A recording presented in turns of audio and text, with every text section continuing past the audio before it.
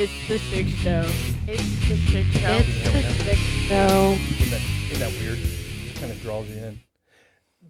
Just reach behind you and dim the light a little bit. I guess set the mood. There it is. There it is. That's better. I feel like we're, it's not 3 in the afternoon. It feels like it's, Oh, there you go. 7-ish. Hey, there we go. Bring it to you. I'm going to bring it to me, bud. Get comfy. I'm comfy. I'm a What you got going on there? well, kind of heavy mics. my other mics, the Mackies, are maybe a pound. Right. These things are like 4 pounds. Just the mic. The whole thing is just heavy. I'll take one off when we get done. Feel how heavy that sucker is. We're gonna catch up. That's Oh, what bud, we are going to we're catch gonna up. catch up because it's been a minute. All right, you All ready? right, I'm ready. All right. There we go. So what's been going on, man? Oh, living the dream. Just don't know whose it is. No, I shouldn't say that. I really It shouldn't. must be yours. You got to travel all over the place over the past 12 years? Every bit of it. At least 12 years. Well, I've been in the trade for 20. Jesus God. That doesn't seem possible. Yeah, I know. I was thinking earlier, I was like, there was a time when you went from pole climbing to trucking back and forth a little bit. Yes. And I don't want to get into all that, but that was kind of the beginnings of No, it was. where you're at now It is. and what's going on in your life. And that was a turning point, really. Oh, And major. we think about the different things we've done in our lives and those turning points where, if you stay the course, how much different that trajectory is Bud. versus where you are today. And I think I just had a situation today. My boss wants me to go full commission. Right. That's a leap of faith, That's blinders on. It really is. In a way, in another way, it's like it opens some doors, some possibilities that just Yes. aren't available if I don't. And so there's a little bit of anxiety of do I make that leap and just go for it. What's your gut tell you? My gut tells me to go for it. There you go. Every time I've gambled Hey, on me, Because if I've you won. don't go for it, who's going to go for it? Nobody go Nobody go for it. It's kind of like this truck buck here behind me. Flip my hat around. Kind of like that guy over there. He's gonna go for it. He's going to go for it. Go for it. Because in the beginning, you didn't like me and I didn't like you.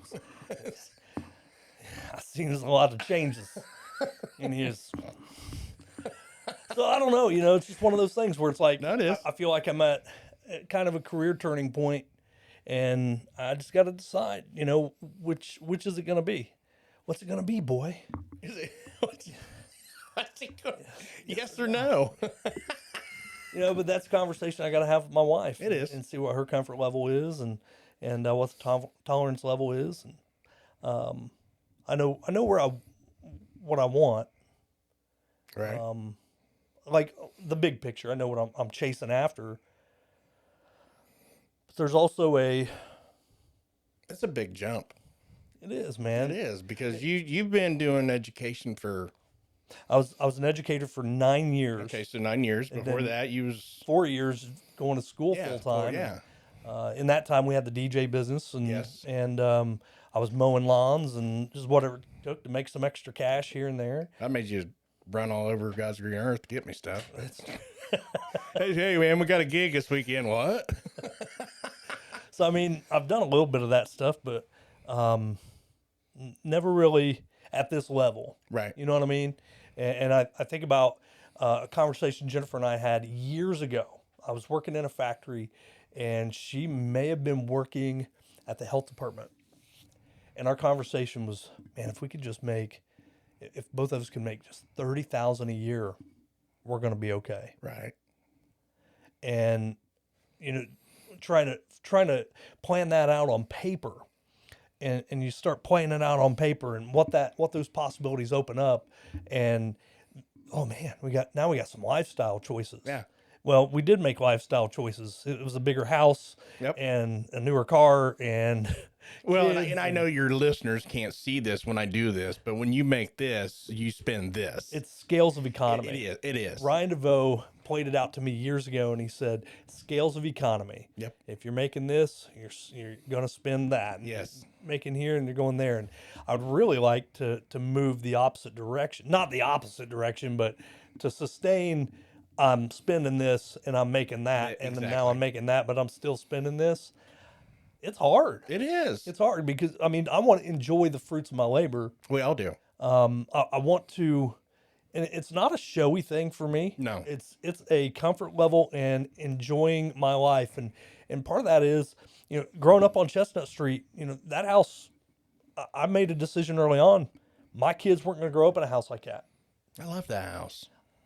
I appreciate that. Not not that Chestnut. Oh, not Street, that like when Chestnut? I was a kid. Oh, okay. You know, by the Well, junkyard. Yeah. Oh, yeah. Okay. I with got the, you. with the toilet falling through the Yes, floor, and yeah. and my brothers talked stories about when there wasn't a roof over the bathroom. Ugh. You take a, and there was no shower, so you'd take a bath and look up at the stars. Either that or you just waited for it to rain. Well, You can take a shower. good. You could, I guess. They roofed that house during the winter of something. And Joe would run in and get the roof cap off of the wood stove, run it up the ladder to Bill, who would hand it off to my dad, who would put it on. Joe would run back in, grab more, like 3 at a time, Wow. to cap that roof in the middle of the winter. Didn't we go down there to get wood for your garage on the place out on 26? I'm sure we did. Yeah, we did. That is where all that lumber came from. Yeah, that lumber. So interesting. Didn't know you was taking that. I was taking that turn, did you? Man, no. So when I was younger, my dad worked at ABB, which Yes. was Westinghouse Yes. over Muncie, and he would bring home all this lumber from there, from the crates that would come in. So they'd bring all this equipment in for the power transformers, and it would be built in these plywood and stick lumber crates. And when they took them apart, they'd put them in a dumpster, and then the employees could just Take it. take what they wanted. Well, by the time it got home, it still had the nails and everything else in it. So me, Bill, Joe, my dad, we would just hammer nails out of that wood, hours on end. And how many times did he? Every time he did it and brought stuff home, how many times did you? Well, I got an idea for that. We're going to do. Oh man, the number of bedrooms Hey, he was. my dad's the same way, bud. I walk in the barn. It's funny because his wife's like, "Take whatever you want." And of course, he's like, "Hey, don't take that. I got an idea for that." I'm like, "Okay, bro. Look, let's get one thing straight." How old's your dad? Oh God, I don't know. He's got to be late in his- 70s, 80. He's 70. God, you put me on the spot. I really don't know. He's got to be like 71, 72. I didn't realize there was that much of a gap between your dad and mine. Yeah, there was. There's a huge gap. Me and Jennifer with the old parents. You know? I know. It's- yeah, no, but you hear the same thing. That's what's so funny is because we always joked about our dads and say, well, you're going to do this and you're going to do that. But now look at us as fathers and husbands. And I don't think I have the only side of my father I can say I honestly have right now is I find myself watching This Old House. I do every once in a while. Not This Old House. Now I watch like Chip and Joanne and all those shows. Magnolia stuff. Yeah, and the ladies out of Indianapolis. Oh, yeah. The, Two Chicks and a Hammer. Yeah, Chicks and a Hammer, Good Bones. Good Bones. That's called Good Bones. It's a great show, man. And they're not doing very well. Oh, really? Yeah, no, they like behind scenes. Like mom went one way and daughter went another. Well, I just saw the daughter on the news the other day. It sounded like she had a big project going on. Oh, she does. She's got a huge project going. Some kind of hotel or Yep. something. So I hope they're doing well. But I love those shows. No, I do too. And I think part of it is, It's what we grew up with. It is, and our dads had all these projects going on, and then when I became a grown man, I started with, well, let me be honest. There's a story my brother tells that his first wife Rhonda had said either he'll have 100 bikes, or like 100 cars, or one really cool car. Is what she said, because I always had about 5 or 6 bicycles. You did. Well, I still do. That's do. the problem, and that's why I didn't open the door to the attic very long, because there's one hanging in there, and a bunch of bike parts, and then You there's still have another the double one. seater. No, got rid of it. Oh, Sold it to a bike collector up in Fort Wayne. I've had a few of them since the double seater. I've had 3 of those things in the past 15, 20 years. But now I've got, if you go over to my garage over in Muncie, I think there's 6 bikes in that garage over there. But I'm getting ready. wait a minute. Getting Wait, rid of whoa, them. whoa, whoa, whoa. You have a garage in Muncie? I have a house in Muncie. You have was it a rental? It was. The girls lived there. Oh, okay. Well, okay. So we sold our house. Well, actually, when I got my admin license, Yes. I took a job over at Muncie Schools. Yeah, I remember that. 29 days of it. And we bought that house over there. It's on Bethel. Mm-hmm. And we knew it was kind of a transition, but I was trying to get an admin job at Muncie Schools, and I was promised an admin job there. Right. And no fault of the guy who did it. No. I love Jason Reese, great guy. He's principal at Delville Elementary, and me and him are still friends this day. We still Right. chit chat back and forth, and No, if it don't fit, it don't fit. it just wasn't there. Exactly. And when that happened, he called me right as he left the board meeting, said, "What do we got to do?" Yeah. And went from there, ended up in Madison. And I'm very thankful for the time in Madison. It was a great learning experience, and I'd love to live back there again. Really? 100%. It's a beautiful town. Oh my God. Yes. I I remember I did some storm work down there. Man. And just being down there, just seeing, it's like, wow. People don't, I don't know. I guess I shouldn't say people don't, but like you look at these towns and just the history that's in them. That's one thing I've realized because I became a Wikipedia nut. Well, everywhere you go. I mean, I was the guy, we went on an ice storm. I can't remember what year it was. We was in Manhattan, Kansas. Well, that's where Kansas State's at. I remember that. I remember you talking about the football stadium being down in a hole. Yeah, it's down. You pull up and there's like, all you see is like the basically the grandstand. That's all you see. And I'm going, wait a minute, this is a Big 12 school. This thing's supposed to be huge. And I walk up to the fence and I look down and I'm like, oh. Now I see. Now I see it. And then, of course, the bosses, they all go in. Where's Aaron go? He goes to the gymnasium. And guess where we went? We went right. I went right down the basketball court, bud. I was right there on Willie the Wildcat.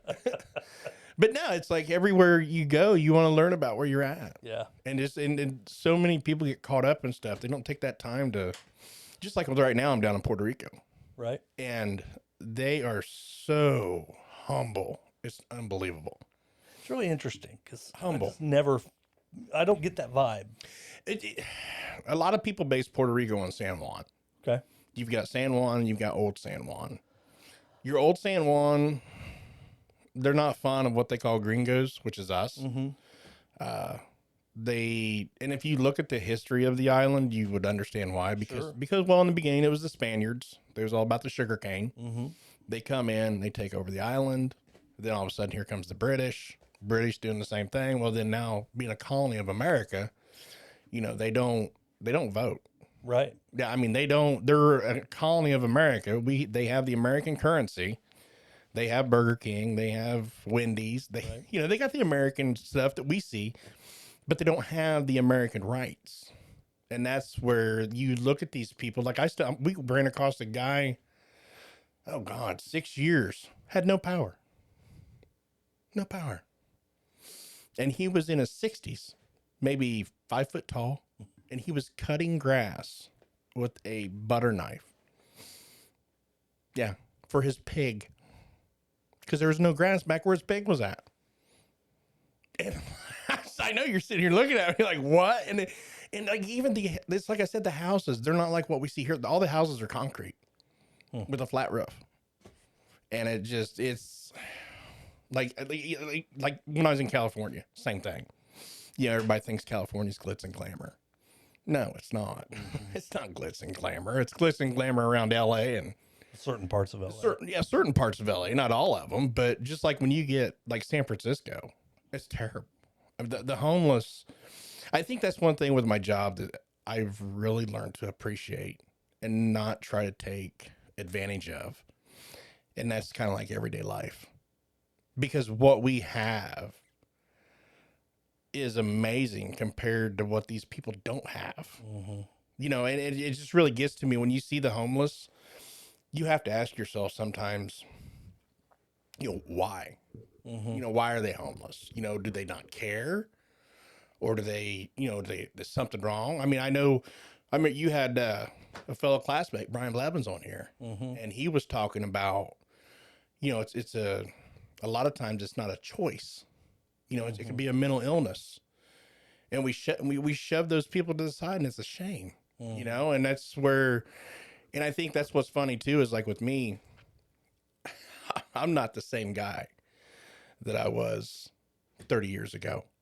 I'm not. I mean, it's just my values and everything have just totally flopped. And just where I'm at right now, I'm very blessed. I mean, yeah, I'm on my third marriage, but you know what? Third time's a charm.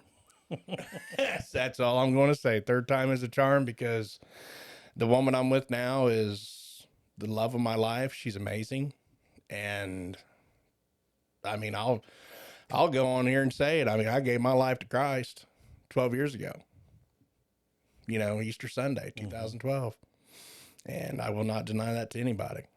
And just, it really humbles me to hear the people that you have on here that's not afraid to share that. Yeah. And I just, that's why I want to throw that out there myself, because it's not a faith-based show. We're not at all. No. This is not a faith-based show at all, but this show is it's a platform.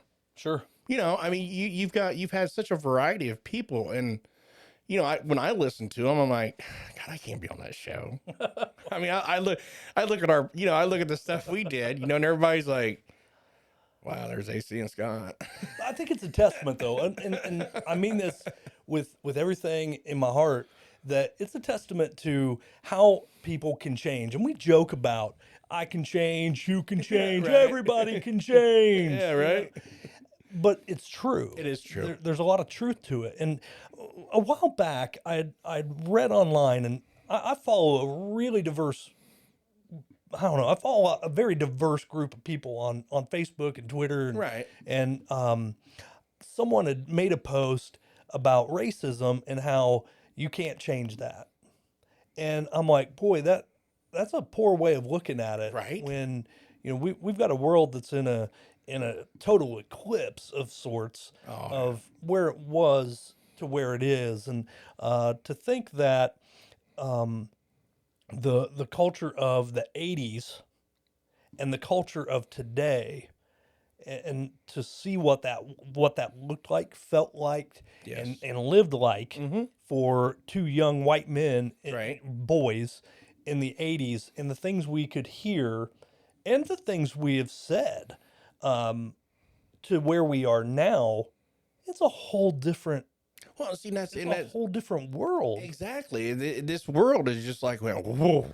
I think like racial issues are like a fear or just an ignorance. It is. There's a lot of education issue in there, but when we talk about changing as human beings, it comes down to your learning experiences, and you've been very fortunate to see a lot of different things across. Yes. This not just this country, but I mean, you've been out of country, and you've seen some different situations. You've seen people at their absolute worst times. Yes. In the aftermath of a hurricane. Yep. And you've seen people at their best times at a bumper crop harvest. Yeah. So it's very interesting to see how, when you get out of your own bubble, Yes. You get out of your box. how your world can change dramatically. Well, and it goes back to if there's a saying that was always said, if you always do what you always did, you always get what you always got. Oh, absolutely. So that's why I totally agree with you. Like, you have to step out of your box. Have to. You just like what you're talking about, like with your career choice. It's not just about you. It's also got to be about Jennifer. Because that's where you two are at right now. Just like with me with Trish. I have to justify something in my mind before I make that purchase or before I do something. And it's not that, I've had people say, oh yeah, she controls it. No, she don't. It's just, that's the way we are. That's our communication. It's like, I don't want to do something without consulting her first. Sure. It's a respect for that person. It is. That you've It's total partnered respect. with. Exactly. We had made a decision years ago that we wouldn't spend $100, like anything, $100 or more. We wouldn't spend that without the other person knowing. Right. You know what I mean? And sure, I crossed that line plenty of times. Doghouse Production. Oh man. But if it was coming out of our account, Right. I didn't cross that line. But if it was business related with with Yes. Doghouse, I mean, we had the cash and Yep. we were flush, and it was a good decision. Let's do it. And if it was a moneymaker, and I think for the most part, every decision we made there was a moneymaker. Yes. You No, know, it was. across And the it- board. That was. Well, and that's why I've always looked up to you too. in that Oh aspect. God. No, no, seriously, bro. I mean, well, because I remember down on Chestnut, man. I remember, Oh, man. I remember you talking about how she was when she decided to go to nursing school, and That was a big one. that was a big one. And I remember, she would be asleep. She would fall asleep with her head in the book, Yep. and you had the girls. Yep. You were the one taking them everywhere, doing all the stuff while she did that. She busted her ass, man. Yes, she did. She busted her ass, and look where she's at now. She worked tirelessly. She inspired me with her work ethic and her determination and drive. I hadn't seen that, not like that. I'd watched my dad work his Well, work yeah, his, we all do. himself into the ground, and she had witnessed that with her dad. Her Right. dad was very similar, and that's all I knew. Right. I knew it wasn't about putting my face in a book. It was I'm just going to go get another job or a side hustle. Yeah. That's how I knew to make that next dollar. And for her, it was about getting the education part of it and finding that path, utilizing her brain instead of her brawn. Right. And she uses her brawn. I mean, the people she has to lift and move around as a nurse. Holy moly, man! That's what I'm saying, bud. I got to be the guinea pig. Yeah, for moving people. Let me see if this really works. Slide under here. Yeah, they said if I take your arm and I put it here, oh, hey, yeah, I'm moving. I don't think your finger goes there. No, hey, easy. Breathe. Just take a deep breath out. Now hold it. Long breath out. There you go. In with the good, out with the bad. But it was that decision. I mean, that was a game changer for us. It was. And it followed that. It went from her decision to go back to nursing school and us having that discussion to an opportunity for me to go to work at JD Byrider. And what's so remember interesting, that. I ran into someone 3 weeks ago. I was at a maybe a little bit longer. It was. I can't remember exactly when. It was when I went to Ed Spaces out in North Carolina, out in Charlotte. Okay. And so Ed Spaces is like Comic-Con for educational furniture. I got you. Gotcha. And I run into some people from Anderson, Indiana, and I start talking to them. Lo and behold, they're connected to the DeVoe family through their church. Really? And I start telling them about how Ryan, James, and Jimmy changed my life. How I was able to be mentored by them and others around them, Brent Right. Newman and many, many others. I mean, that's just the beginning. Rick Holden, God, there's so many people that I'm very fortunate to have been around. Dave Pickle in his own weird way. Dave, if you're a listener, you know what I'm talking about. Not a kid, but those guys, they were professionals. They were the first professionals I'd been around. Right. And prior to that, I'd worked in factories. I'd worked construction. Yeah. Heavy lifting and dirty work, and not that used cars isn't dirty work, but I was going to say. oh man, you're sitting over there just waiting. I I was not going to give you No, that. come on. was just too No, it's easy. not dirty work. Watch this couple I walking. loaded on and handed the gun to you, and then I took it away. No, I got the gun right now because, dude, you would literally look at people on the lot and go, hold on a minute. Watch this. They're going to buy a car. They don't know it, but they are. And by God, they would walk in before you know it. They're signing the paper, and they both have this look on their face like, What happened? but I thought we were just looking. You made a mistake of talking to Scott. One of my favorite things to do there. So there were three of us: Scott, Rich, and Don. Right. And I was going over and doing the radio spots for Byrider at the time. So Mm-hmm. I would go over to WCJ's. No, that's WCJC's Marion. What's WMDH. no? It was Marion. Oh, it was Marion. Well, it was probably WCJC. Is that CJC? Yeah, 99.3. Yeah. So I would go over and do the radio spots, and it was 3101 South Western Avenue, across from the Walmart Plaza. Stop in and see Scott, Richard Don. With your radio voice. And they would get so mad at me because when that would come on, I would stop the whole dealership and I go, shh, listen. And we listen to the radio and we go, come on in and see Scott. Richard Don. Richard on. Richard Don. They would get so upset because I would say, Richard Don. And they wouldn't get any radio time. But here's my question: was there like a PA system in there? No, just our little radio guy. Oh, You know? I was gonna say if there's a PA system in there, you imagine getting on there and go Richard on. There were a couple times when I tried to be who was the voice of the Indiana Hoosier Radio Network? Oh, it's Don Fisher. Don Fisher. Yeah, I'd be not Don Fisher. I was Doug Fisher, Doug. Don Fisher's brother, or Larry Carey, Harry Carey's brother. I don't know if you got that or not, Scott. I gotta tell you something. It was just too much. Oh, he's just, I'll tell you, you got Ryan Sandberg at the plate. Those guys, I learned so much over there. And at the same time, we were doing Amway. Oh, yeah. That was another thing you couldn't keep up with me. There's no way. It's not even close. No. I mean, you were hammering through people like it was nobody's business, just signing them up. It's all in the presentation, bud. It wasn't the presentation. It really was. It sold itself. I mean, I have nothing against Amway. Me either. No, I don't. It's really interesting how when I bring that up to people, they're Oh, yeah, using Amway. oh God. Yeah. Are you one of them door knockers? No. No. No, we were phone callers. That's We're right. going diamond. Cold calling. Cold calling. Cold calling. You went to the magazines. You went to the magazine shelf section at the grocery stores, and that's where you met people. That's true. Because you see what magazine they was looking at. Yep. Gosh, man. We ran through some times there. A lot of traveling. We went to North Carolina. A lot. Yeah. How many did we take how many did we take to North Carolina? I know at one point there were 12, Yeah. maybe more. I know 12 was a number that sticks in my head. And, just people that were on, just that direct line. Just Yeah. Driving. Oh, Jake Baker. Jake Baker. Shazbot. Shazbot. No, don't forget about Pigs Don't Know Pigs Stink. Larry Winters. Man. Yeah, bud. And the guy that was, it was Todd Sed's person. I can't remember what their names were, but they were an older couple. Yes. Seems like I want to say Jim and Linda, but I don't think that's right at all. That's just like the fallback names on everything. Yeah. Oh, look, it's Jim and Linda. Jim and Linda. They were great people, man. No, they were. We met a lot of great people. They were. They're a lot. Like I said, I will never take anything away from that. No, absolutely not. And that's where I was saved. I was saved on a stage. Yes. I think it was at Wake Forest. Yep.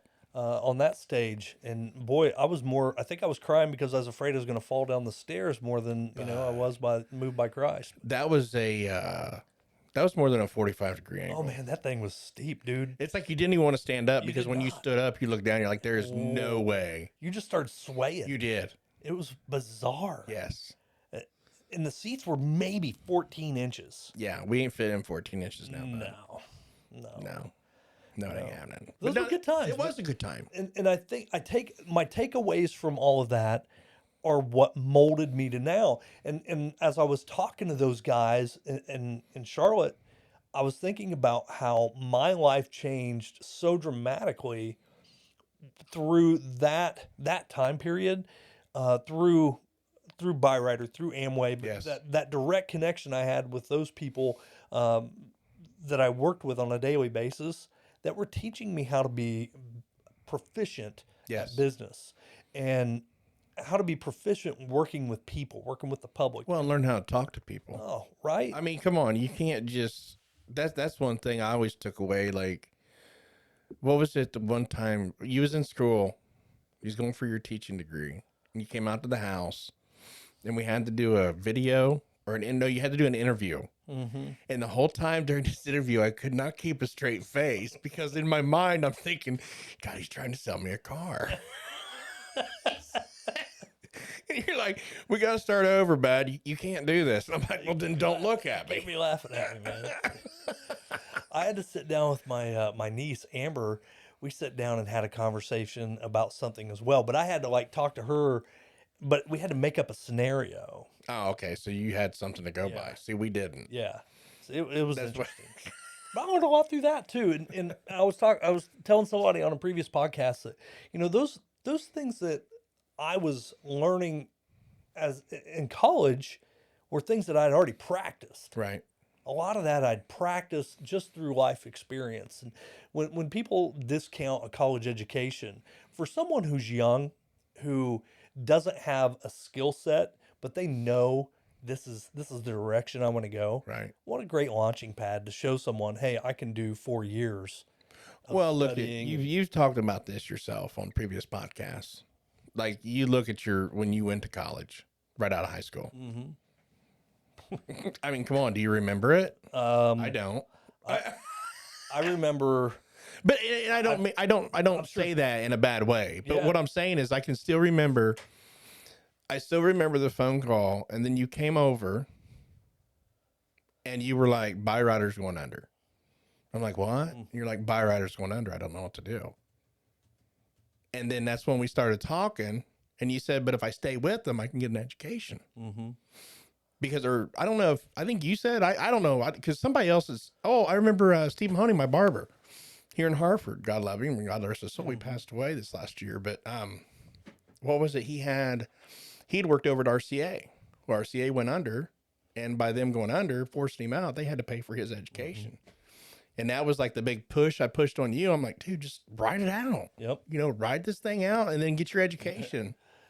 That was an interesting, probably year and few months. Yeah, because you didn't know. Yeah, well, and then to come to find out, they didn't go under. No, were they just didn't. Bought out, and they struggled for a little bit, but I think now they're doing very well. I've talked to a couple people since, and it seems like they've figured out a business model. They've had some Right. ebbs and flows, but yeah, that's just doing a little bit of research and finding out. Okay, because I'm going to be displaced, I'm going to get Yes. some Yeah. education paid for, and I was very fortunate to have some unemployment income coming in. Well, for a and not, couple but years. only that, but like even being, but I guess the point I'm trying to come across with is when we were young, we weren't serious. We thought we were. You know what I'm saying? I mean, but it's like then at that point with your life, you had Jennifer and the girls. Mm-hmm. And it's like, oh, wait, now I got to be serious. Yeah, there was no way I was going to fail. No, exactly. Because you're like, I'm not going to do this to my family. Right. But whereas before, like I said, like right, we got out of high school, it's like, okay, party on, man. Right. Let's do our thing. I think everybody's situation's different, and I've had conversations with others about what my feelings are on college education, and I think there's a lot of value in it. There is. Well, it's like you said, it shows something. It's like, hey, this person was committed for 4 years. Yep. They're willing to do the work. They're willing to do the work. They're willing to show their dedication to the work. Yeah. And I think there's a lot of value in that. And for those that are going into something that requires it, there's no other way. No, Someone that wants to become a teacher, there's no other way. no, you have to. You're going to have to put that time in. You do. For someone going into the electrical trade, Yes. you had a couple years at Indiana Tech? Or, No, well, I did 2 years at ITT Tech. Okay. Up in Fort Wayne. I had my associate's in electrical engineering, Yep. which that opened the door for that. But also, too, like the apprenticeship you go through, you know, you start at a lower wage. And it's, you know, when you go through that apprenticeship, you get raises based on your hours. And that's, to me, that's kind of like I don't know if it's the same thing as a college degree, but it shows the people you work with, because in my line of work, your name is everything. Right. And you meet so many people. I mean, just like with me down in Puerto Rico, like right now, I ran across a guy that got to talking to a guy where there's a company starting out in Georgia, and they're looking to go all the way from Texas up to Maine, just with crews. You know, so I mean, just like that one connection right there. You know, what is that? I'm getting notifications. I don't know why my... It's Christmas time. Get your layaway. Do they still do layaways? I don't know. They got a Kmart in Puerto Rico. Nuh-uh. Yes, they do. It's in San Juan. Can I mute that? I don't know. I just like it when it does it. I'm afraid if I mute it, I don't know, but this arm thing's got. I'm not mute. Hey, I think that actually works, so I kind of mute it. Were you having problems with the arm? Well, but I'm telling you, man, I feel like I'm breathing into this Well, only if you're really up on it. with your sweaty balls. Saturday. Alec Baldwin. We can't talk about Alec Baldwin. No, we anymore. can't. No, we can't. Has he been canceled?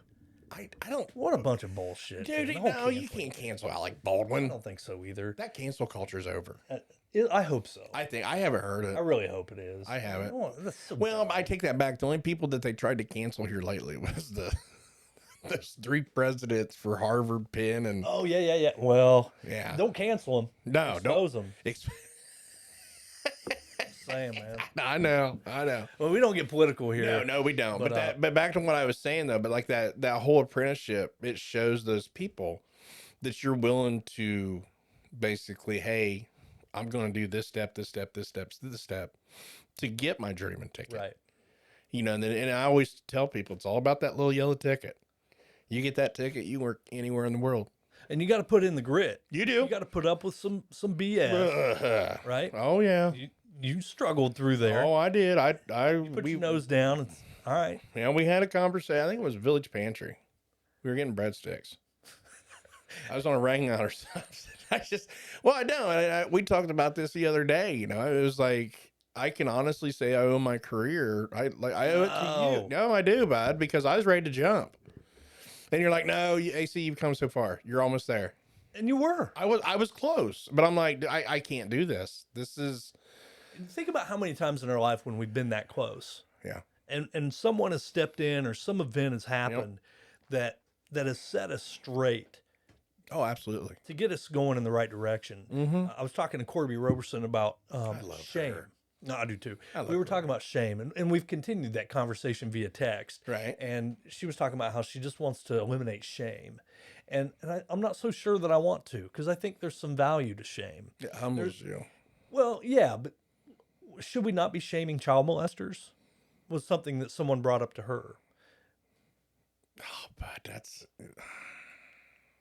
Child molesters should be shamed Well, I know, but you. at a high level. No, hey. I don't want to eliminate shame. No. But I think one thing I threw at her was ridicule. So as a teacher, we were taught, don't use sarcasm. Don't use sarcasm in the classroom.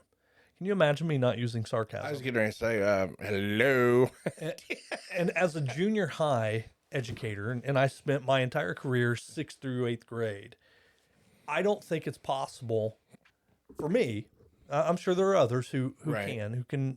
who are not a sarcasm based personality. I'm definitely a sarcasm based No. personality. I used it for the greater good. You did. But it never became ridicule. I was very careful about how I utilized it.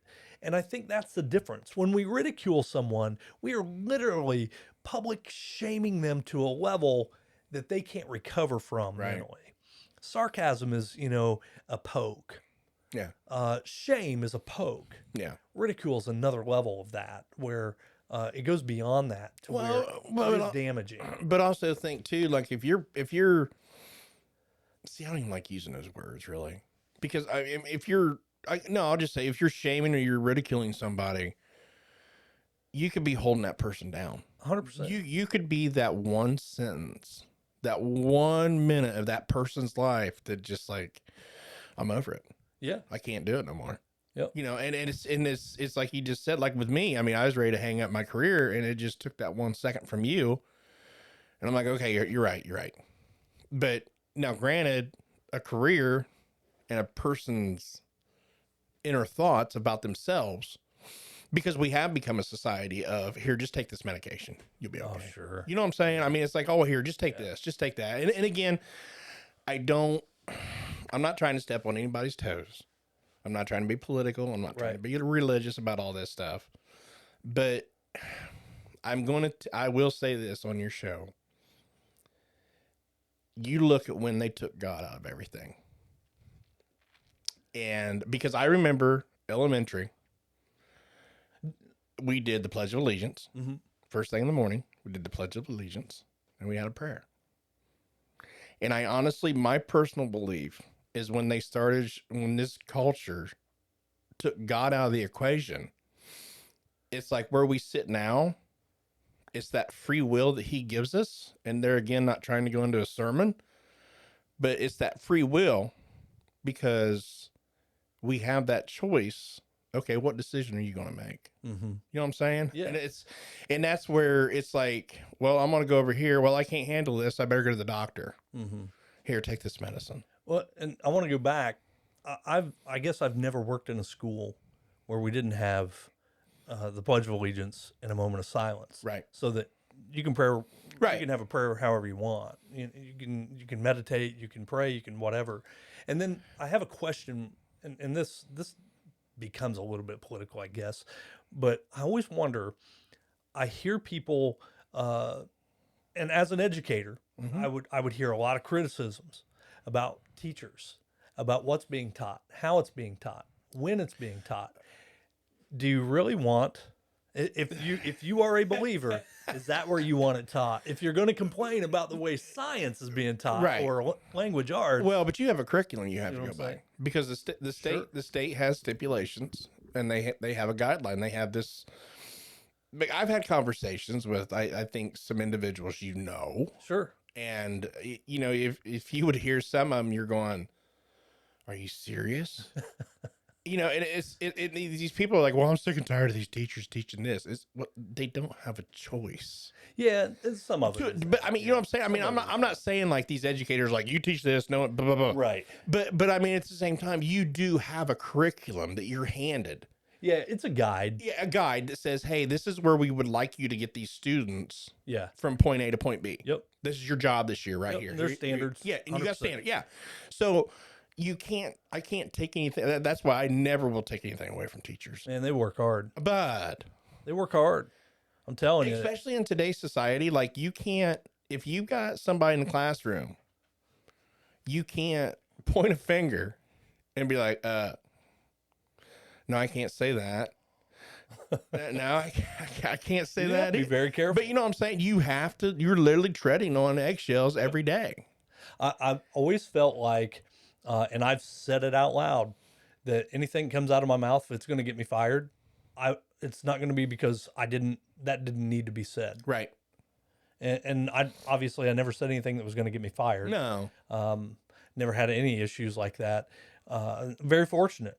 But I was always honest with kids. Well, and that's where And I was always honest with parents. But you earn those kids' respect. I was a communicator. Exactly. You communicated with them, and see that's where there's a big discord in that. There's a big separation today because there is no communication. It's hard. I won't say no. I'm very careful. And trust me, after spending 4 years as a disciplinarian, Yes. 6 years as a disciplinarian at the middle school level, Yeah. I'm very careful with the words I use because never, everybody, all of them, all the time Yeah. are such defining words. Well, it's just like I was sitting here talking to you at this pot with you right now. I'm sitting here going, God, did that sound right? When I said that?" Because you don't want to. You don't want to I like. can edit anything out, or I can edit things in too if I really want to. Oh, there you go. Can you believe he said that? People listen to minute 44. Yeah.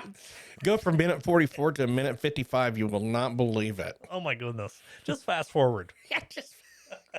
This got a fast forward button. The rest of it is nonsense. It's just total nonsense. 2-second clip when he said that one word. That one word. Oh my God. Yeah, right? Like, what was that word? I don't know. I forget. Well, that's a shameful thing too. But see, there it is. You what a said it again. I did. What a terrible thing that we are using people's words Yeah. in sound bites to create sound bites. Just But you know what? Here's all right. so far out of All right. context. I'm just going to lay it all out there for Oh, you man, right I now. can't wait. Here we go. If you, There was sarcasm in there. I know, I heard that. I can't wait. But no, I mean, like, seriously, like, we get so caught up on, oh, this person's bisexual. Right. Oh, this person's this. I don't care. It doesn't change No. anything about my daily. No, it don't. It Not a don't. Does thing. it affect me? No. No. Nope. It's like, look, if that's your thing, Right? knock yourself out. Like me getting upset about what people do for a living. Right. It's like, I know there's a big difference, people. Yes, Right now, there- there's someone. There is a big difference. right. There is. But I mean, seriously, like, why are we so? How Can you many believe they drive a foreign times? car? Right. Here's my thing. How many times did we hear this as a kid? Well, if you quit worrying about what your brother or sister's doing. Oh you- my and God, folks- that's so true. You know, and it's like, put that in today's society, you know, like, well, if we would quit worrying about what everybody else is doing in this world and just focus on ourselves. Oh, brother. I mean, So true. like, But we don't. We don't. Just like with COVID, everybody's like, oh God, don't do this, don't do that. Okay, people, wash your hands. I'm sure there are some people that do. No, That just pay attention to their own business. I know. And they go, but like we've been on 2 cruises now. And every time these last 2 years we went on a cruise, and when you go into the dining room, the first time I went on one, there was this guy. He's from the Philippines.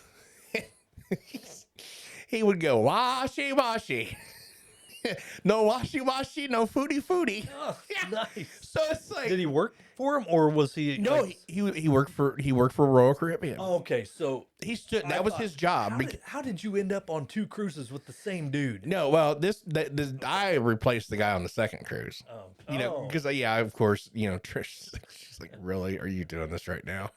And I'm standing like right in the middle, going, washy washy, no food, no washy washy, no foodie foodie. Everybody's just looking at me like, okay, what is this guy doing? And you just want to take your badge and go, I got the drink plan. But I don't. Well, true. I never understood what the big deal is. Like, why are we getting so upset about people washing their hands? And people just digging. Yeah. Digging to find something to complain about. That's what I'm saying. That's all wife- they do. Jennifer was a health educator for years. Mm-hmm. We wash our hands after we use the bathroom. Yes. We wash our hands after we go out and dig in the dirt. Yeah. We wash our hands after we get egg all over them. Yeah. You know, well, unless you're baking cookies, and then you don't have to do No. that. You can just eat the cookie Cookie dough. dough. That's what I'm saying, bro. Like a whole tub. Remember the tubes with have to How many times have we got a Marshes? Just get a tube of. Tube of cookie dough. What are you guys doing? Eating cookie dough. We were so rebels. The Delta 88, bud. Oh man, Grandpa's car, huh? Grandpa's car. Off the road. I was just talking to Trish. What was that? It was a basketball game. It was. We went over to Jay County basketball. Yeah, I went to a basketball game over at Jay County, Yep. and we was coming back, and right there on 26, there's that little bitty jog. Used to be. Oh, it's not there no more? Not there anymore. Oh, wow. Yeah. And it was Cool in the Gang Yep. and the cassette player. Celebrate Good times, come on. And after he said celebrate, come on, you look at me and you go, off the road. And we literally were off the road. onto a gravel. Onto a road. gravel road. Yeah, with a drop. There was a big drop. That was at least a 3-foot drop onto that gravel road. How fast were we going? Probably 70. I was going to say. And it's funny, too. I think I did the same thing with you, that you did with Darren the Fiero. Because I think we were on 303 and we're like totally dissecting Metallica. Yeah. Oh yeah. It's like when we'd listen to a Metallica song and go, hey, this is why they wrote this. This has to be why they wrote it. Has to be. They Has were to be. totally in their own head. Yes. And then, of course, you look over at me and we're doing like, I think 80 or 90. Not the. No, Fiero. No, we were in the Fiero. Yeah. I'll get back to Grandpa's car in a second. Oh, okay. But we're doing this, and you're like, dude, you ever wonder what would happen? Like Darren said, like if a deer ran out in front of us. So then we both come to the conclusion it couldn't hurt us because we were so low. It's true. Probably just- And we're doing like 80. just- He's behind us. right. But now Grandpa's car, that was a different story. A deer ain't running out in front of Grandpa's car. No, that's gonna create a lot of road rash. Bud. Yeah. I mean, those things were tanks, dude. Bud. The front end of those cars were the size of a current Chevy truck. Was that the same night we went to Anderson? Or was that a different night? Well, I mean, who all was in the car with us when we went to Anderson? I think it was just me and you. No, there was a group of us that night. Well, we went to the movies, I remember. I think I hate here. We're going to show our age here. Is that when Wayne's World came out? Well, And we played football in the parking lot at the Muncie Mall. yeah, forgot about that. Who all went? There was a group of us that went that. There was a big group of us that went to that. When we went to Anderson, we were just left, right, and this. What way you want to go? I don't know. Let's go left. Yeah, and we ended up way out in the middle of nowhere, and then realized, oh, we're in Anderson. Yeah, and then you also realized I had no gas. I have no gas. You got any money? Dude, why would I have money? None of us had any money. No. And I don't know what it was, but I'm digging in my coat, and all of a sudden I find this $5 lottery ticket that was like wrinkled. We got a lottery I ticket. got a lottery ticket. So we got $5 in gas. Yeah. Got us back to Hartford City. Yeah. Back then, it was $1, maybe $1.15 or something. If that. Yeah, we were right around $1. Man, back then you could buy Cavalier cigarettes for $1. God. I remember going to D's Parking Shop, buying a pack of Marlboros for $1. Wow. Right down the road. I haven't smoked in so long, I wouldn't even know. I will say this: December 13th, 2017. Is that your date? That's my date I quit. That's probably very close to the date, just not the year for me. It would have been 2009. Yeah, no, 8 or 9. Yeah, Tricia got me not the patches, but she got me the Walmart brand of patches. And what's funny is because if anybody knew me, I was a freaking freight train. Mm-hmm. I mean, it was nothing for me to do 2-3 packs a day. Right. And I'm sitting there and I put this patch on and we drove down to Brown County. It was our anniversary. And we were going to the cabin. So that morning I put it on my arm. And I'm like, we drive down to Brown County. Like, man, I just realized I drove like 3 hours. I haven't smoked a cigarette. Mm-hmm. Go a little bit longer. Well, then of course I get to the night. I'm good. Yeah. Woke up the next. I literally turned it into a game. So if there's any of your listeners out there that think they can't quit smoke, it's a head game. That's all it is. Yeah. You have to make that decision because I'm telling you, I hate to sound like that guy, but if anybody can quit, like me, if I can quit smoking, dude. Right. Because how many times you hear, hold on, man, let me smoke a cigarette. Right. We were all there. Yeah, hold on, let me smoke a cigarette and I'll go do this. Right. And I feel so much better though. Yeah. And that's what's so funny is because I think that $5 lottery ticket was probably going to buy a couple packs of cigarettes. I was just sitting here chuckling. So I was thinking about, I mean, both of us were pretty heavy smokers there for a while. Well, yeah, because you come drive over. I was living in Portland at the time, and you was getting messages when you were starting your bands. Yeah. And you told me, you're like, dude, listen to this. I'm like, what are you talking about? Because just listen. You throw in Pantera. And you're like, you know how many packs of Marlboros I smoke just to get this voice? I'm like, do what? There are times now when I don't have a voice, and I'm like, oh, what a dummy. Yeah. 4 hours a night on stage screaming my guts out until blood's hitting the microphone. And can't imagine why my voice is hoarse now. Right. Yeah. But I was thinking about going over Fazoli's. Oh, bud. Sitting under that light and just smoking. Oh, like nonstop smoking in there. And there were people, like, I'm looking at it now, older, going, Jesus, God. He just put one out. Come on, man, my kids are in here. You know what I mean? Yeah. And how annoying at 20-somethings we were going in there just God. acting like we were Don Vito. It's Fazoli's. I got to make it look like a true Italian restaurant, bud. Come on, I want smoke. I was over here. It's over here. Couldn't believe what was going on. You need to give me some mustard over here on my corny already, all right? You got to have mustard Get some on more the breadsticks corny. over here. Some breadsticks over here. Come on. Yeah, that's what I thought over more here. Fettuccine. Yeah, On my fettuccine. Alfredo. Alfredo. Don't forget the lasagna. We were so Dude, like seriously, if you look back at the stuff we did, if our kids did it, I'd beat them. Oh God, I'd beat them. I'd be in late child protection. However, I was that dad that was encouraging Addison to give high fives like to everybody at a academic award ceremony in like 8th grade. Right. I said, "Hey, I'll give you $5 if you high five everyone." And as she goes down the line, high five. High five. I can't believe she did that. And there was someone, I don't remember who it was, but she like stood in front of them until they high fived. Oh, she didn't move. High five. High five. And they high fived her. She went on to the next person. Like, Wow. I couldn't believe she did it. Jocelyn, I don't think Jocelyn would have done that. No, I did much more reserved. But Addie, she's so soft spoken. I know, but she's a pistol, buddy. Oh, You gotta yeah? watch out. Oh, yeah? She's got her moments. Yeah. Her and Jocelyn are on last week's podcast talking about. I just uploaded it, so it'll air tomorrow, which will be whatever. What is today? I don't know. What is today? Today. I just got back.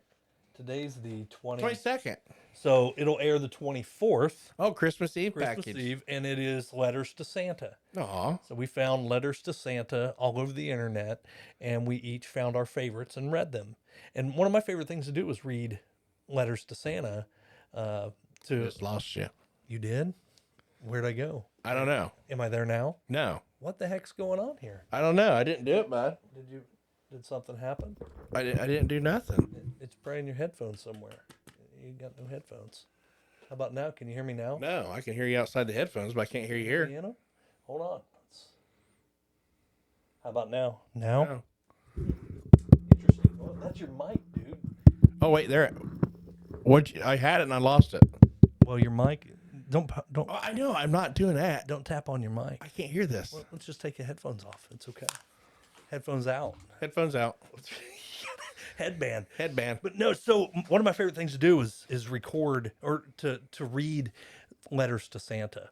And it made we used to do this at Jennifer's mom's family. Mm-hmm. We would do it at their Christmas. And her niece Caitlin would crack up, and I'd read them verbatim. So if the kid there was a misspelling, I read the misspelling. Oh yeah, you have to. So we did the same thing. So you have to check that one out. If you haven't already, make sure you go back and listen to it. The Letters from Santa is going to be a lot of fun. I will. I'll listen to it. But I think about this dumb stuff we've done, and we started out talking about how our life path has changed, and just the dramatic change from one end to the other. Oh, bud. How we have grown from just the most annoying. I saw a picture of me the other day with a cigarette, and it was over at Portland. And you guys, I think Kevin Sutton and you had shaved my head, and I've got 2 earrings in. Yes. And it was about that same time when I was singing, just started singing in a band.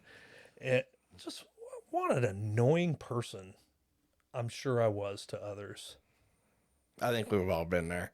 You know, and I'm sure I'm annoying now. No. Now I have a platform to annoy thousands. Exactly. And, just looked the other day, man. I'm closing in on 4,000. Really? 4,000 downloads. So I'm looking at it right now. 3904, and I honestly didn't think I'd be looking at 6 months 4,000 downloads. I thought, a few people listen to this thing, and it'll be more for, generations of little chicklets. If my Little kids, chicklets. if my kids have kids, Little chicklets. future chicklets will be listening to it.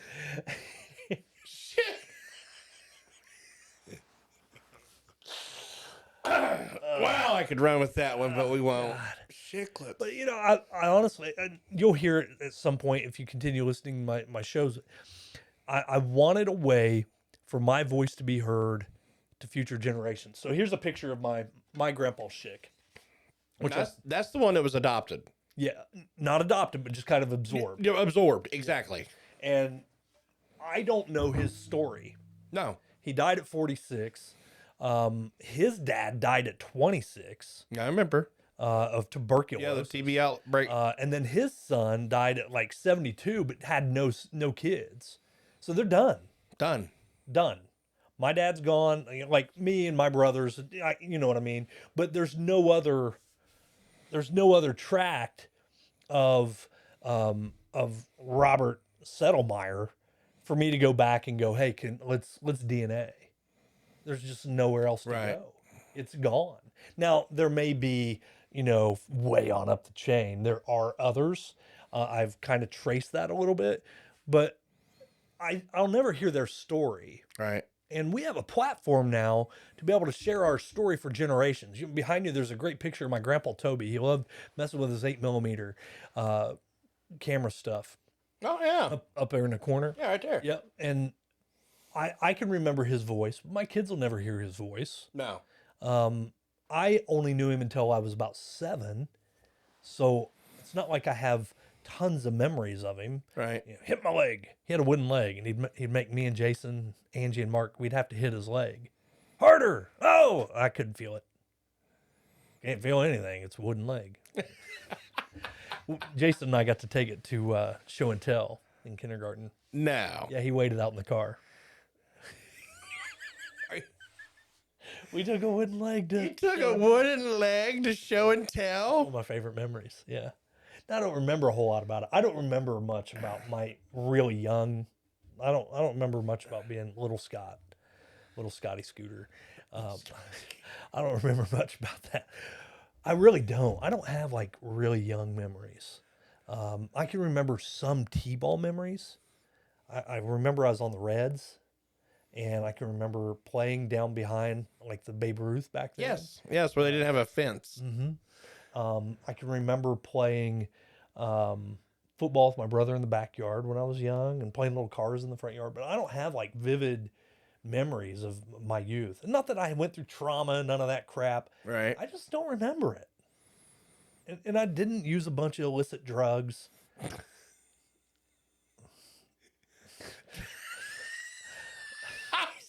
I'm not laughing A at bunch. No, I'm not saying I didn't. No, I'm not even talking about the use of drugs. It's just like My memory's not, obliterated because of something. I just don't have. See, no, there's some people are like, oh yeah, I remember when I was 2. It's like, bro, seriously? I can't remember what I did last week, let alone yesterday. Jennifer remembers stuff from when she was really, really little, vividly. I don't. No. It's like maybe, and some of it I wonder if I remember it because of pictures. The picture kind of takes me back. Yeah. When I see pictures on of different things like the girls up there for Jocelyn's birthdays, I can remember those. I can remember people coming over, but for me to just sit and go, 13. I could remember very few things. I can remember some stuff from school in 7th grade, being at the junior high and dances and my teachers, but I don't playing football, but not like vivid. Oh my God. And you said this. Yes. I can remember, and this is full disclosure, being the one that gave the middle finger to someone in Elwood on the way home on the football bus. That was me. That was me too. And we had to go back and run sprints. Yeah, 10 100s. Yes. Oh my God. Well, they flipped us off. They did. And I'm as guilty. And I'm sure we weren't the only ones. No. And I'm not going to name names because I know we're probably thinking the same people. Yeah. I'm not going to name names. No. Because that's not right. Because I don't have any proof. But there's no doubt in my mind we weren't the only ones. I know. There were some real innocent people on that team, though. There was. I'm air quoting. Y'all can't see it. I wish there was like a button I could push when I'm air quoting that would It goes air quote. or air quote. Wouldn't that be neat? That would be. I've got them here. I've got these buttons that. Well, evidently your buttons ain't working because my buttons don't work on my headphones. A while back, Jeremy Valentine's headphones went out when we were talking. You want to check them again? I'll check them again. Back on. Hello? There are times when I can't hear nothing. that's really interesting. I wonder what happened. Are you even picking up on my mic when I'm saying? Because my mic is down. Dude, your mic is hot. It's hot. Hot mic. I mean, your mic you've got a really good mic feed. Smoking.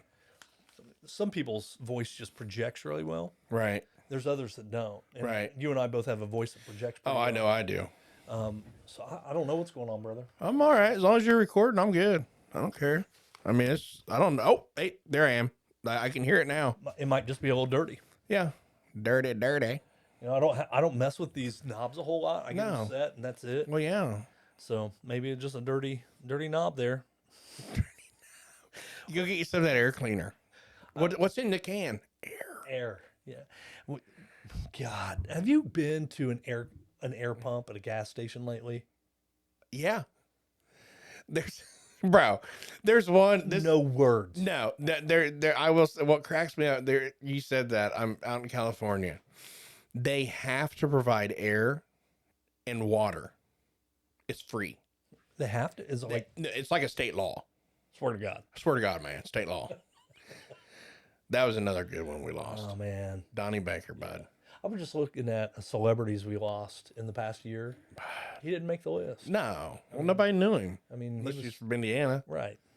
But no, One of the greats. like state law actually in California, they have Really interesting. they have to provide air and water. And it's not one of those. How many times did you walk in, pound on the window, hey, turn your air on? Right. Or I got you. yeah, but get flip switch. Yeah. Life is good. No, out there, it's like you have to have it, but it's not the greatest of all. it's free. It's free. So last time I was at a pump, it was like $1.50 to get air. Yeah, and it goes. So I went and bought a little 24-volt Cobalt air compressor. Yeah. Because I'm not playing that game. No. I'll just bring a battery and my air compressor. I'm in. Hey, I put one on my truck, bud. Right? An air compressor. I ain't playing games. No. It's like, you know what? If I'm going to blow a tire up, this is how I'm doing it. That's it. I saw you pulled up in some big old rig. You got the flatbed going on there. Yeah. You got the service truck happening. Yeah, I got that right there, buddy, over there. That's it. Well, that was purchased that was purchased this last year, thinking of moving RVs, campers. Like a side hustle? Yeah. Okay. Something to get the kid into, Okay. Gotcha. once we get him set and straight. So, cause he had some issues with his eye. I remember seeing something about it. He had Yeah. a surgery or something. No, it wasn't a surgery. He had to get an epidural because he had, now I cannot for the life of me tell you, Jennifer probably could. She goes, oh yeah, that's a blah, blah, blah, blah, blah. But Trish is very, very, very set on, regardless, every year, you need to get your eyes, go to the doctor. It's just, and obviously dentists and everything else. But so this last year, it was about this time actually. I was home for the holidays, and she's like, "Hey, I made eye appointments for all of us." And we're like, "All right." So, obviously me staring at computer screens, I've got to wear my readers, but I got a prescription for them. So I go in, I come out, I'm good. Same thing I did at prom. Yeah, Shameful. buddy. Shameful. It's shameful. It's rebuttal. But Trish, she goes in and she comes out, and we both look at each other and we're like, where's Brody? He's still back there with the eye doctor. Well, the eye doctor comes out and he says that he wants to wait a week and then have him come back, because at the time he was on some thyroid medicine. Okay. And he's like, make sure you take this, do it right. But I want to come back and see there's a spot behind your one eye. And so he goes back, and I went back out to California, and Trish calls me and she says, "You're not going to believe this." I said, "What's that?" And she said, "We got to take him down to Indianapolis." Or no, actually it started out, we need to go to the emergency room. And I'm like, "What?" And she's like, "Well, there's something behind his eye, and they've got to release the pressure." And like I said, there's this big long term for it, but we were pretty much told, look, if you don't get this taken care of, he's going to go blind. I mean, that's like how serious this was, because he had lost some vision down. So they took off to Muncie. They go to Muncie, and they're like, "Well, we'll just give you this medicine." So she calls the eye doctor back and like, "Hey, they're going to give us this medicine." He goes, "No, he needs an epidural." So they literally drove him. Trish drove Brody down to Methodist, I think, down IU, down there in Indy. And he was checked in that next day. He's going in, he's getting an epidural. And the guy, I think is it an anesthesiologist that does an epidural? So the anesthesiologist tells him, he's like, "Look, you're going to probably feel instant relief when I do this." And, obviously, the kid's 21, he's 20, 21 years old, and you got somebody, "Hey, I want to put a needle in your back." And so he's laying there, and he'll tell you, he's like, "Yeah, no," he said, "I felt instant relief." But the rating that they had was like at 28 is where like he starts losing major sight. And he was, I think, at 25, 26. Oh yeah, no. So the eye doctor's over in Marion. Like every time I see him, I can't help but thank him. I'm like, you saved his eyesight. So, but yeah, no, I mean, I don't even, but that was different. Yeah. So, but that's where right now we're trying to get a CDO. But that's why we bought the truck. I didn't mean to ramble on about that. Right. How's his eyesight now? It's great. Okay. Yeah, no, he's good. He's great. It's just something that, honestly, he's like stress. Stress can cause that. Yeah. oftentimes I think about, at 49, we look at that and we go, stress. Oh, what stress is. But think back to 20. Right.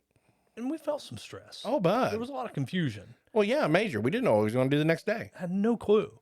And then to think that you're now an adult, and all you've known, I said it on the podcast with Chris. I'm having a 49-year-old moment with my. See, I just lost you again. Really, with the 14-year-old, we were talking about how nothing. That's so weird. It's all right. Keep going. We were talking about how the I'm gonna keep messing with it to see if they get it. Nope. Nothing. Nope. So bizarre. Whatever you did back there, I just heard it. I wonder if it's got. If I've got a back. There you are, right there. There it is. See it right there. Yeah. No, I'm back. Okay. No, I can hear it. So we were talking about how I asked him what his thoughts were at 23. What do you think about? What do you want to do when you get older? And here he is at 14, and I'm asking him about something that is, 9 years later, or even 20, right. 21. That's 7 years later, and we were just talking about how we don't have memories of when we were 5, 6, 7 years old. Yeah. Here's a boy who's 14, and in your case with Brody, he's 21, and we're asking. He's getting bombarded, or at least not maybe bombarded, but asked on a regular basis. Oh, what you gonna do now? Yeah. Or what you thinking about doing?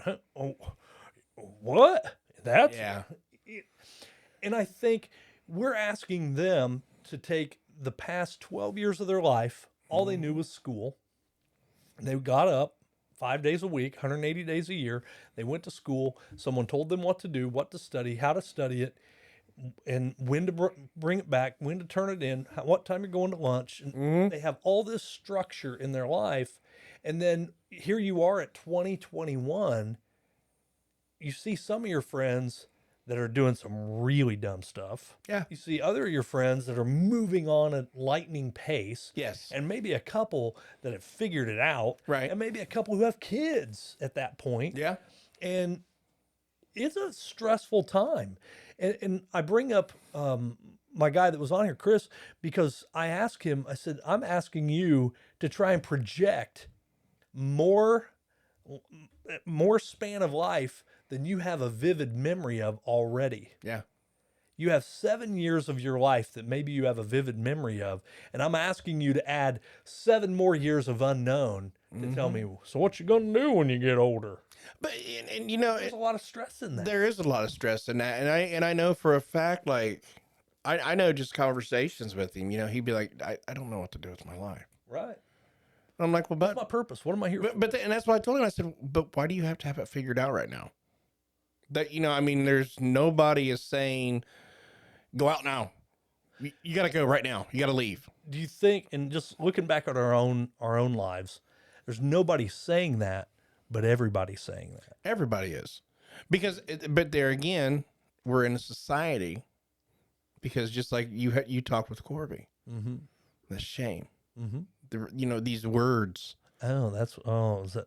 But you see what I'm saying? It's like, if this person, because I had it growing up, if I didn't do the right thing, or if I didn't say the right thing or something like that, it's like, well, you ain't going to be nothing. I was telling you about a friend I ran into, and I'm not going to mention his name. It's not. I don't like telling other people's stories. No, you're right. But I told you I ran into someone that we both knew, and that he was living at home with his mother and delivering pizzas. Yes. And there was a big part of me that was envious of that. Well, yeah. Just there was no worries. And I don't even know. I shouldn't say no worries, because obviously he cares about his mother. Yeah. There's not the mortgage on top of you. There's not the career. There's not the, what you going to do next? How you going to retire? Hey, man, I am retired. I am retired, bud. I'm living my life in a stress-free way. And there's value in that. There's huge value. And it's funny you say that stress-free life, because that is one thing I've seen in Puerto Rico. Stress-free living? Stress-free. These people, like I said, these people are so humble.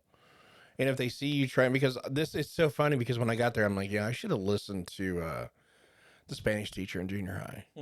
Because I went down there with like Mrs. Mitchell. Mrs. Mitchell. Yeah. Yeah. No, Tell me, Joe, it's Sansón. yeah. Mi hombre Sansón. Como te llamo? But here's something I learned. They called me Alano in Spanish. Really? But the reason why she called me Alano in Spanish is because it's hard for them.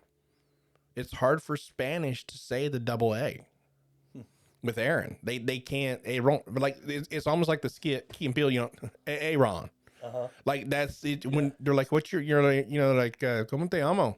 I'm like, Aaron. They're like, "What?" You just like you totally throw in this curveball. So, but it was funny. I'm like, that's why she called me Alano. Yeah. Because there's not a name. But like in all seriousness, down there, they're so humble. They have nothing. These people have nothing. When I say nothing, they have a concrete house that they like to paint Caribbean colors. They're all about their history when it comes to salsa and the music. And it don't matter what age you are. I could play 2 salsa songs and they will stop doing what they're doing.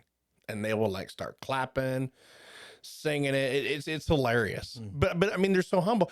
And that's why, like, when I come back home and you hear those conversations, just like we're sitting here talking, like with my boy, 21, stress can cause this problem. It's like these people have no stress, but you look at that society down there compared to what we have here. What do you're Googling something? I do. I have to look up and see what the like the heart attack rate is. What, in Puerto Rico? Yeah. If anything, they're going to lose their liver. It's like the rum capital of the world. Let me look that up real quick. I hope you got good service. I got great service. Oh, okay. I mean, I'm on the unlimited plan. Are you on the unlimited? Yeah. I don't even hook to my, I don't think I'm not on my Wi-Fi. I don't want to drag down my, my router. Starlink, bud. I've wanted to ask you about Starlink, what your thoughts were on I that, love how it. it's going. Yeah, I love it. It's actually the first internet where I live that is actually amazing. Well, you are out in an area where I'm surrounded by trees. right. And you're in a rural area. Yes. Not that Hartford City isn't rural anyway, but Right. when we think about being out in the middle of the country, away from the city, where here I'm plugged into the cable. Yeah. I've got cable internet, and when I was out on 26, I had to have like a little satellite dish that. Yeah, that's what I got. So yours pings off of Starlink satellite floating around the sky. We see that every once in a while. Is that not a trip, dude? Bud. Like the this guys out train. these guys out in California, they seen it for the first time, that they totally thought, oh my God, it's the end of the world. But I counted, there was 62 lights, and they're all in the same, they're like in a straight line. And what they are, they're the satellites. Right. And did you know, if you look up Starlink, you can watch the rockets being launched. You can watch these rockets being launched into space. These rockets land on their own. They land on their own on a platform that's 8x8. No, I'll say 10x10. I bet it's 10x10 in the middle of the ocean. Think about that one. So they're able to reuse their rockets. Oh, bud. Yeah. But think about that. We've got a man that literally said, look, I'm going to make this. And then what's even funnier is it's going to land on its own.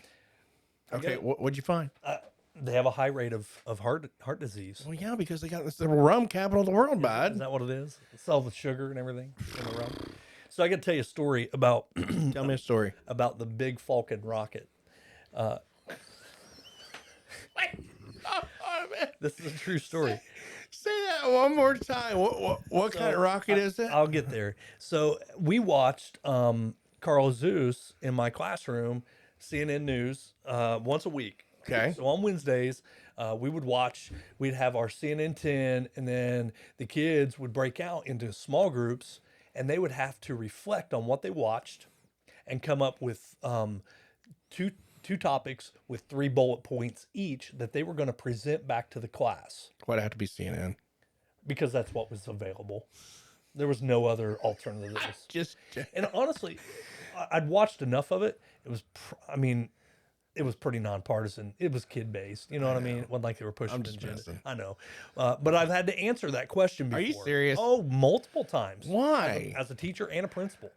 Well, why is it got to be CNN? Oh, it's gonna be CNN. Well, maybe it's because that's where he's I at. said, have you ever watched it? Have you ever heard James Earl Jones say this? I literally Is watched CNN. it, and somebody had called in. It was when I was in Madison, and they were concerned because of its partisan politics and the number of times that it had bashed President Trump or something. I watched the episode that they were talking about. Not once was he even mentioned in the episode. Well, not so, but think back to another podcast on conspiracies. Right? It's like, I got news for you people. That's one person. Right. So anyway, that's Yeah, come on. I got off on a tangent once again. Imagine that. Yeah, I know. But so I went back and watched this thing. His name was mentioned twice in the whole episode. Okay. So anyway, we're watching an episode, and here comes the conversation about Elon Musk and the rocket he was about to launch, and how his big Falcon rocket was going to launch into the sky. Falcon. Right? Yeah, but it's a Falcon. I know, but that's how they said it. Falcon. Big Falcon rocket. They said Falcon. And my kids in that class turn and all look at me, and I'm like, shh, nope. But then we watched the big rocket come out, and it was a computer generated, so it hadn't happened yet. Right. It was just, this was what it was going to be like. Elon Musk has an incredible sense of humor. I mean, just look at his models of his cars. Did you see the design of the rocket? Yes. Not only did we see the design of the rocket, but here comes the rocket out. I'm getting a visual Right, just so so everybody knows. Here, this might be better. I'm getting a visual. So the rocket comes across, and then they set it into place, and then I'm going to say it how it looked. They erected the rocket up with boosters on either side of the base of the erected rocket. What? Were the boosters blue? The boosters were not blue. It was just an illustration. And then it took off. I've got kids in that class that are looking at me, covering their eyes, and I'm like, oh my God, Elon got CNN 10. He got him. He totally spoofed him. He did. I've never seen that episode again. No. I didn't get to watch it later in the day. They had taken that one down Yeah. because of the big Falcon rocket Yeah. and it erecting for launch. It I'm was, telling you, he's not stupid. I mean, here we are with a bunch of 8th grade boys and girls Yeah. that are just Did dying. you just say what I thought I said? And me being the ultimate professional that I was, You are professional. I was, children, please. Children, please. This is a serious science. What were the movies we watched in junior high in history? Oh my God, Dick Cavett. Dick Cavett. Oh, Dick Cavett. Did you how many of those did you show? No, I didn't show any Dick Cavett. Come on, man. I did not. Well, technology has those taken us to a place where Dick Cavett just isn't realistic to show 8th graders. You didn't have VHS No, so everything streamed. from the AV. So we watched The Patriot. Yes. Great movie about the swamp fox, and and it's a composite character. I get it. Trust me. The leg getting blown off with a cannonball. Can you imagine that? I mean, that's legit. And so, then I had for Why do we have those memories? yeah, I know, for the Civil War, I had Glory. We played Glory, the movie with Matthew Broderick. Yep, that's a great one. That's a great one. And then I would show clips of John Adams, the series. Yes. Did you watch that? Did you watch it off man. HBO? Yeah, Yeah, I watched. I binged it. yeah.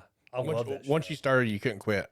I love that show, and I thought there were really a lot of powerful moments in there. And the reason I showed these clips, I showed a lot of clips. Right. because a picture's worth 1,000 words. It is. And I could talk to them about it. We could read that in a textbook that was 14 years old, Mm-hmm.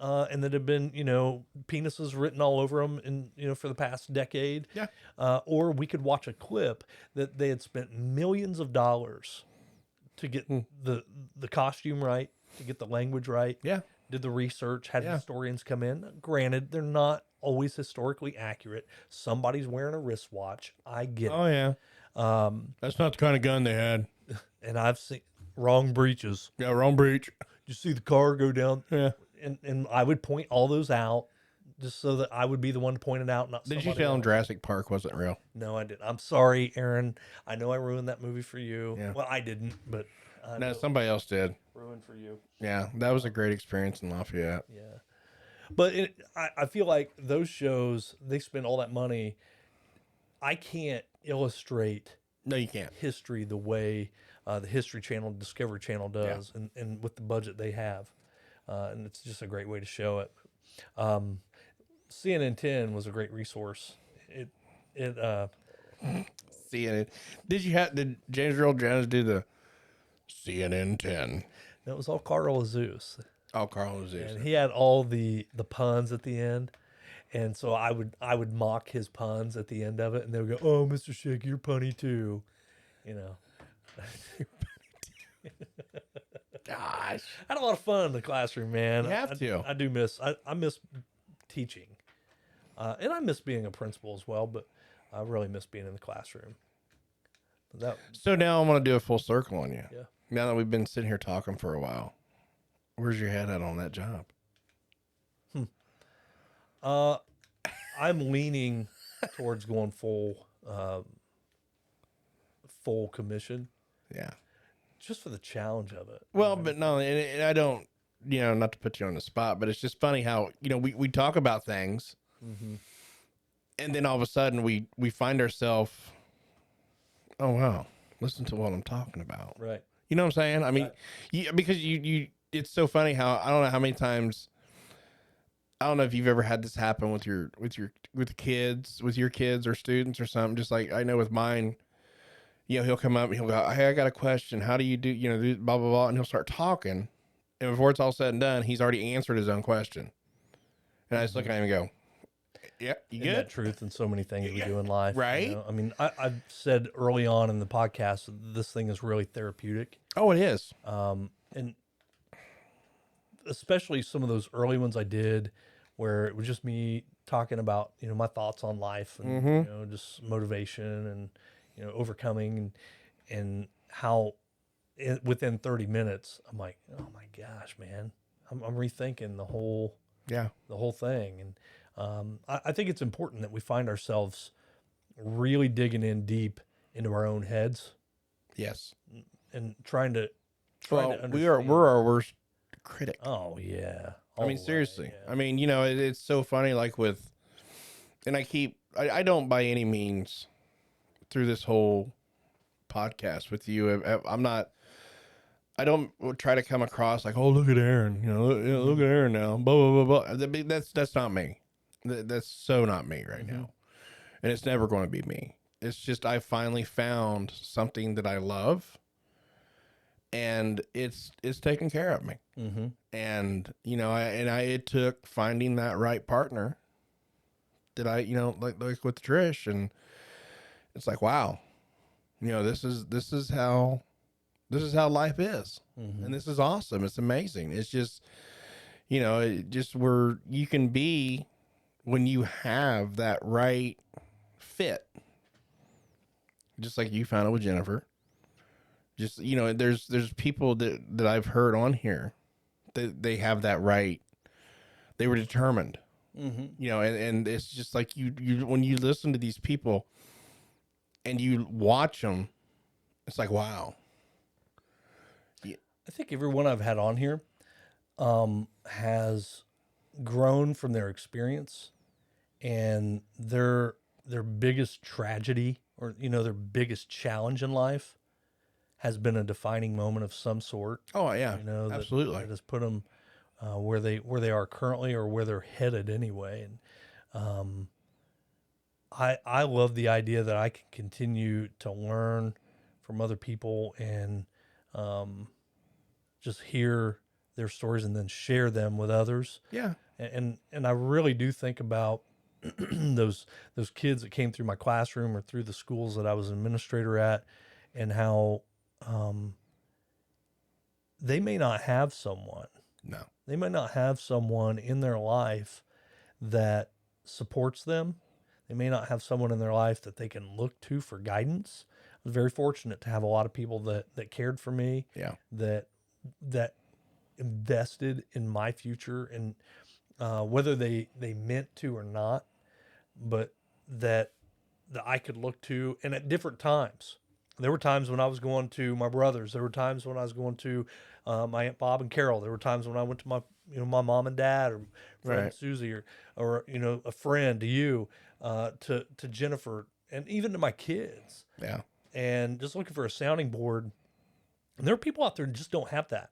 No. I was talking to someone last night, just very lonely right now in life, and boy, find someone that you can just invest a little time in, and at least share some thoughts, share some time with. And it's always, whenever when I end up on a job somewhere, no matter where it's at, I always ask myself, find that one person. There's going to be one person on this job that you're going to impact. Who's it going to be? And it's like at that moment, you realize this is why I do what I do. Because that was my biggest thing. Like when I inline work, is because I didn't know, I was like, why am I doing this? You know what I'm saying? I mean, like, how many people can say, yeah, I'm going to go climb that 80-foot pole, And there again, I'm not trying to say, oh, look at Aaron. But Did you go climb an 80-foot pole right now? Oh, God, no. God, no, bud.